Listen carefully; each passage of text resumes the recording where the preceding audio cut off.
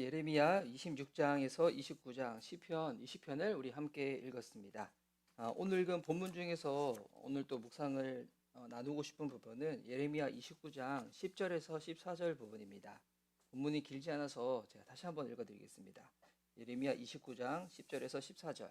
나 주가 분명히 말한다. 너희가 바벨로니아에서 70년을 다 채우고 나면 내가 너희를 돌아보아 너희를 이곳으로 다시 데리고 오기로 한 나의 은혜로운 약속을 너희에게 그대로 이루어 주겠다.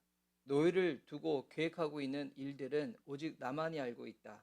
내가 너희를 두고 계획하고 있는 일들은 재앙이 아니라 번영이다. 너희에게 미래에 대한 희망을 주려는 것이다. 나 주의 말이다. 너희가 나를 부르고 나에게 와서 기도하면 내가 너희의 호소를 들어주겠다. 너희가 나를 찾으면 나를 만날 것이다. 너희가 온전한 마음으로 나를 찾기만 하면 내가 너희를 만나 주겠다. 나 주의 말이다. 내가 너희를 포로 생활에서 돌아오게 하겠다. 내가 너희를 쫓아 보냈던 세상의 모든 나라, 모든 지역에서 너희를 모아오겠다. 내가 너희를 포로로 보냈으나 나는 너희를 그곳에서 너희의 고향으로 다시 데려오겠다. 나 주의 말이다. 아멘. 자, 오늘 함께 읽었던 예레미야 26장에서 29장 이 전체적인 이 분위기와 뉘앙스를 보면 하나님께서 예레미야 선지자를 통해 가지고 이 남유다 백성에게 계속 말씀하시죠. 내가 너희들을 징계할 건데 바빌로니아가 나의 징계의 도구가 될 것이다. 그들의 이 너희 바빌로니아가 와서 너희를 멸망케 할 때 그들의 말에 온전히 따라라, 순종해라. 너희가 만약 그렇게 하지 아니하면 내가 다른 방법을 써서라도 그렇게 할 수밖에 없도록 내가 만들 거라고 주님이 계속 이 말씀을 하십니다. 그래서 이 말씀 듣다 보면 그런 생각이 들죠. 하나님 왜 그러실까? 왜 그러실까? 근데 제가 읽으면서 어떤 생각이 들었었냐면 하나님 왜 그러실까? 우리는 이제 하나님께 그렇게 묻고 싶잖아요. 하나님, 우리가 하나님의 백성인데 왜 우리 망하게 하나요? 왜 고난 중에 주나요? 근데 하나님도 참 그분이 마음이 좋으셔서 그렇지 이렇게 하면 묻고 싶을 거예요. 그럼 너희는 왜 그러는데? 너희는 왜? 내가 너희들을 은혜로 건져내고 내가 만나도 먹이고 말씀도 주고 내가 너희들이 가장 행복하고 그리고 너희들이 가장 나의 부르심대로 살 수 있도록 모든 것을 다 예비해 두셨는데 너희는 왜 나 버렸는데? 주님이 아마 이 얘기를 하고 싶을 거예요. 또 근데 그런 가운데서 그러니까 예레미야는 우리 망할 거예요. 하지만 우리 끝이 아닐 거예요라고 얘기를 하는데 거기서 이제 하나냐와 같은 거짓 예언자들이 있죠. 당시 하나냐뿐만이 아니라 다른 거짓 예언자들이 많이 있었는데 이 성경에 보니까 대표적으로 하나냐와 같은 이 사람을 샘플로 들어가지고 그들은 뭐라고 말하고 있습니까? 우리 안 망한다고. 여러분 걱정하지 말라고. 그리고 이 목에 나무 몽에 같은 걸 가져와 가지고 이거 탁 부러뜨리면서 2년 안에 하나님이 오히려 바벨론을 다 멸망시킬 거라고. 우리가 하나님의 백성이고 하나님의 이름, 명예, 영광이 우리에게 있는데 저 예레미야 선지자가 하는 망할 거예요, 죽을 거예요, 안 될 거예요. 이런 얘기 듣지 말라고. 사람이 긍정적으로 살아야지. 난 낙관적으로 봐야지. 어떻게 사람이 저렇게 부정적이고 사랑받지 못했으면 저렇게 얘기하냐고. 막 이렇게 얘기를 하잖아요. 이런 얘기하면 사람이 심리적으로 어떤 얘기 듣고 싶겠습니까? 망한다는 얘기 듣고 싶겠어요? 아니면 산다는 이야기 듣고 싶겠어요? 예. 오히려 이렇게 좀 긍정적이고 밝고 낙관적인 이런 얘기 듣고 싶지 않겠습니까? 근데 중요한 거는 우리가 들었을 때 어떤 감성으로 어떠한 뭐 선호되는 것이 있다고 할지라도 중요한 거는 진짜 무엇이 하나님의 말씀인지. 예. 뭐 이때도 그렇겠지만 지금의 시대도 마찬가지겠지만 진짜 중요한 것은 뭐냐면 이제 분별이죠. 예. 정말 무엇이 하나님의 말씀인지. 이때는 구약 시대다 보니까 아직 성경이 정경화되지는 않았지만 근데 지금은 구약뿐만이 아니라 신약도 있고 하나님 말씀이 정경화돼서 딱 주어졌잖아요. 그래서 우리 주일에도 잠깐 나눴지만 우리가 경험하는 거, 생각하는 거 아니면 그 어떤 부분에서 교리와 신학이라고 할지라도 그거보다 가장 중요한 것은 모든 것을 말씀을 통하여 확인받고 해석해낼 줄 아는 이번 그런 분별이 우리 가운데 필요합니다. 그냥 시대상을 보면서 사람들 하는 얘기를 들으면서 그냥 따라가는 것이 아니라 이 역사의 주관자 되시는 하나님은 이 책을 단순히 과거의 역사책으로만 준 것이 아니라 오늘을 살아가는 하나님의 자녀들 가운데 주신 살아있는 진리의 말씀인데 오늘의 우리의 삶, 이 시대를 분별할 수 있는 모든 것이 하나님의 완성된 계시, 이 지혜 말씀 안에 다 있거든요. 예. 그래서 그를 보고 이것을 이제 이해하고, 아, 지금 하나님이 이렇게 말씀하시는 게 건축물로 따지면 이게 지금 제대로 올라간 것이 아니라 완전히 기형적으로 잘못 올라갔는데, 지금 완전 구조 자체가 잘못됐는데 안에 리모델링 공사만 한다고 해가지고 이게 되겠습니까? 완전히 허물어야죠. 물론 이거 허물 때 더 힘들겠죠. 더 힘들고 다시 세우려고 하면 더 어렵겠지만, 근데 허물지 않으면, 거기 가가지고 겉은 지금 다 망가지고 구조적으로 다 지금 엉그러졌는데 안에 있는 뭐 도배 좀 새롭게 하고 뭐 벽지 새롭게 막 밑에 있는 뭐 이렇게 안에 기구 좀 바꾼다 해가지고 이게 되는 거 아니잖아요. 그리고 이 건축물의 모든 설계자, 이 모든 것들을 하나님 주관하셨는데 하나님 보시기에 안 되겠다, 이거 다 허물고 다시 건축, 주님이 이렇게 말씀하시는 거죠. 근데 예레미야를 통하여 주님께서 1장에서 말씀하신 것처럼 너를 통하여 뽑고 다시 파괴케 하지만 내가 거기서 다시 심게 할 거라고, 지금 그 말씀이 이루어지고 있는 장면이거든요. 주님이 다시 하시겠다는 거예요. 다시 하시겠다고. 네. 그래서 다시 하실 때, 그러면 만약에 바벨론 붙잡혀 갔다, 그것으로 끝나는가?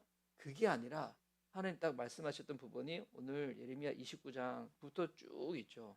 그래서 다 붙잡혀 갈 거고, 거기서 할 때 오히려 바벨로니아에 거기에서 평안을 빌라고, 평안을 빌라고. 이게 잘 이해하셔야 됩니다.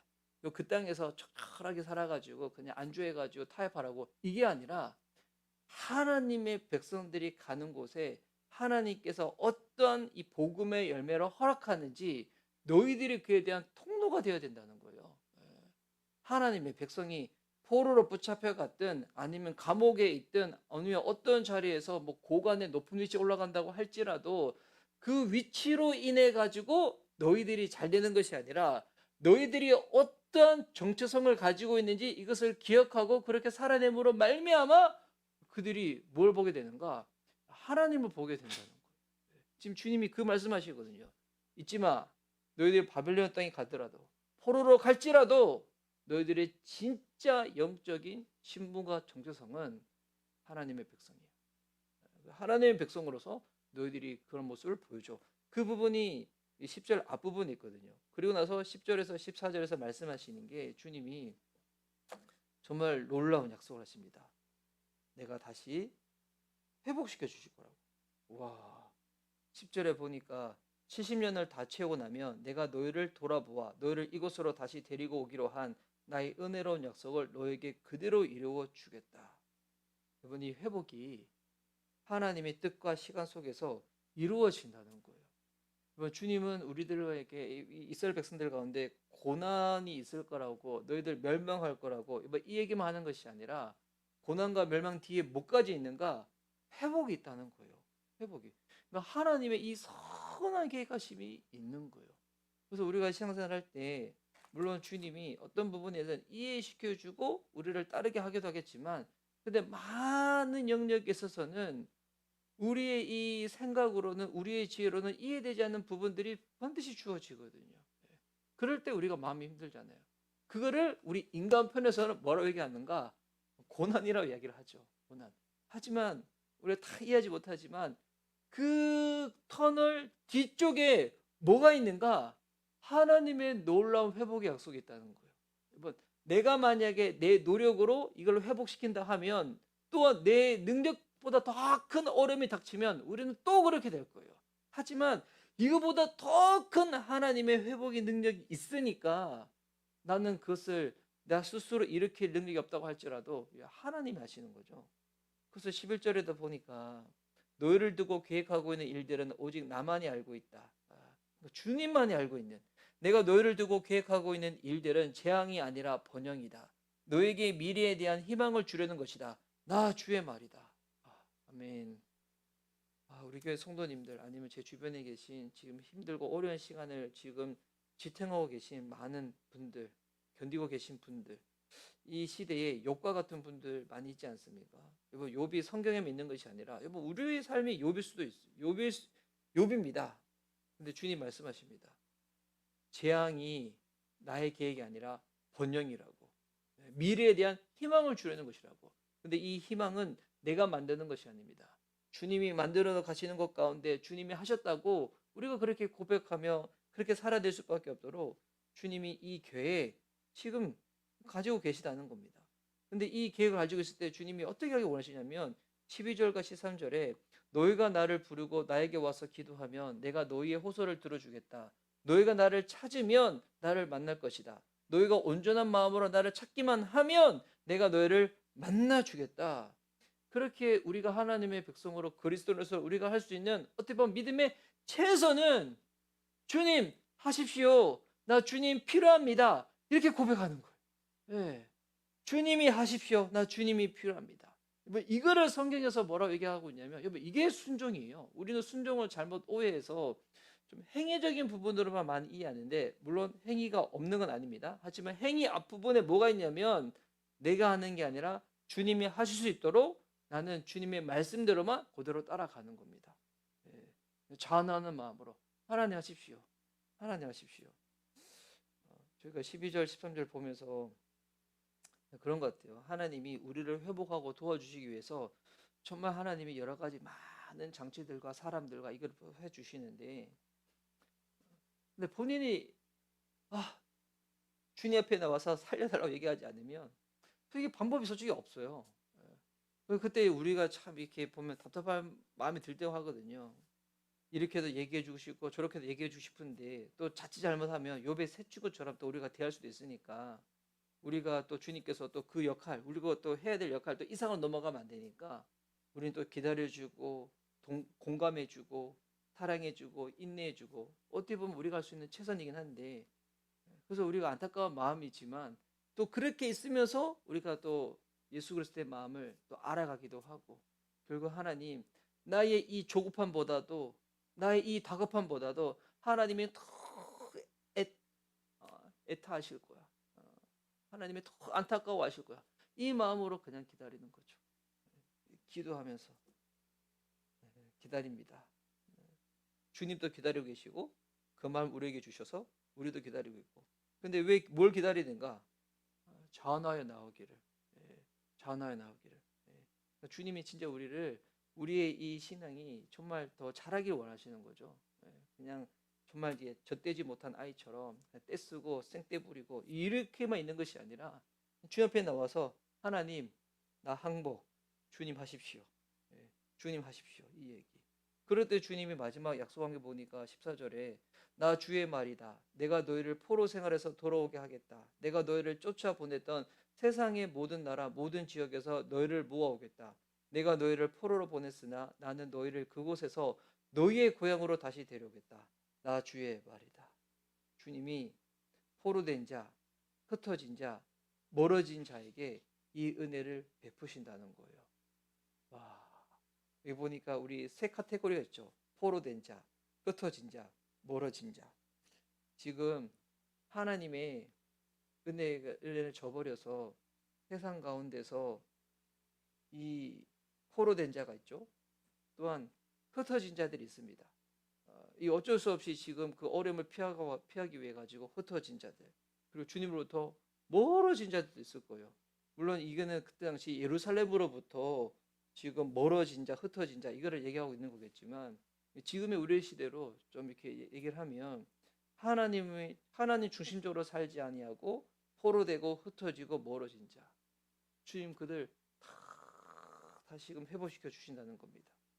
여러분 이게 구약에 있는 이야기고 구약에 있는 약속이지만 이게 성경 전체로 봤었을 때 결국 이 모든 것들은 예수 그리스도 안에서의 회복과 기한을 예표하고 있는 것입니다. 하나님 약속하신 것은 반드시 이루어집니다. 내 때에 내가 느낌에 지금 더딘 것 같고 이루어지지 않는 것 같다고 할지라도 우리가 정말 이 믿음의 고백만큼은 잊지 말아야 돼요. 내 생각과 감정이 따라오는 것 같지만 정말 이 고백만큼은 정말 이 믿음만큼은 우리가 저버리지 말아야 될 것 같습니다. 하나님 살아계셔서 반드시 약속한 것 이루신다. 지금 반드시 약속한 것 이루신다. 근데 그 약속이 이루어지는 과정 가운데서 이런 멸망도 있고 포로된 것도 있고 여러 가지 부분도 있지만 왜 이 시간을 통해 주님 뭐 하시는 겁니까? 우리의 진짜 이 신앙의 순수성을 정말 깨끗하게 만드는 거죠. 정말 정결하게 만드는 거죠. 오늘 이 내용을 보면서 결론을 짓겠습니다. 여러분, 회복은 하나님의 계획 안에서 이루어집니다. 우리의 욕심 때문에, 우리의 실수 때문에, 우리의 죄로 인해서 포로가 되었지만, 우리가 포로된 건 많이 있잖아요. 뭐 눈으로 보는 표면적인 것은 뭐 돈이든 명예이든 뭐 성적인 거든 아니면 뭐 권력이든 인기든 하여튼 여러 가지 많은 것들, 그 이면에는 하나님이 아닌 다른 것으로 만족해야 하고 의지하려고 했던 부분이었죠. 하지만 포로 되었다고 할지라도 놀라운 것은 하나님은 이미 회복의 계획을 준비하고 계셨습니다. 에베소서 3장에 보니까 하나님이 우리를 창세 전부터 그리스도 안에서 택하셨대요. 이거 놀랍지 않습니까? 창세 전부터 우리랑 정말 인격적인 교제와 관계를 누리기 위하여 자유의지도 주셨지만 곧 우리가 이 자유를 남발하여 어긋난 길로 갈 때 하나님의 계획에 오그러지지 않도록 이미 주님은 그리스도 안에서 우리를 택하셔서 회복케 하시는 놀라운 약속을 이미 다 준비해 두셨다는 겁니다. 그리스도 안에서. 예수님이 왜 이 땅에 오셨는가? 우리를 회복시키기 위해서. 주님의 그 계획을 성취하시기 위해서. 그러기 위하여 우리가 할 수 있는 것은 하나님은 자기를 찾는 자들을 만나 주신다는 겁니다.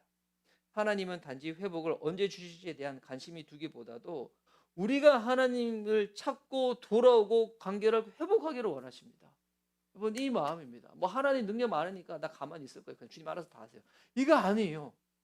우리가 마음으로 하나님을 찾고 주님께 돌아오고 나 회복하기 원해요. 회복하기 원해요. 정말 이걸 원하시는 거예요. 여러분, 그 길을 여신 분이 누군가? 예수 그리스도십니다. 너무 잘 아는 성경 구절. 요한복음 14장 6절. 나는 곧 길이요 진리요 생명이니 나로 말미암지 않고는 아버지께로 돌아올 자가 없느니라. 우리가 아버지께로 돌아가기 위하여 길과 진리와 생명이 되신 분이 예수 그리스도십니다. 고난 중에도 미래와 희망은 예비되어 있습니다. 우리 사랑하는 미션 이바백의 성도님들, 바벨론 포로처럼 느껴질 때에도 하나님의 구원과 회복의 역사는 중단되지 않았습니다. 지금 이루어지고 있습니다. 물론 쉽지 않죠. 하루하루 버티는 것 쉽지 않을 수도 있습니다. 하지만 주님 살아계십니다.